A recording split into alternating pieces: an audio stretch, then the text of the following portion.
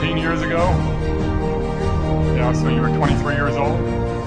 17 years is a long time, and so I could go around and brag about all the things that you mentioned, all the things you've done, right? But if you think about it, some of the most impressive things you've done as a team is 50,000 plus, that's probably a lot more than 50,000, installations across the U.S. Tonight wasn't just a finish line, it's a checkpoint.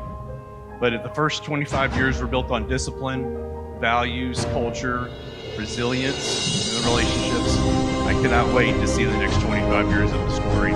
What makes US LED special isn't just the products and our innovation, it's the people. It's the teamwork, the humor, the hustle, the willingness to step up when things get challenging. We do the right things the right way and on time. And that has really started from Mr. Farmer.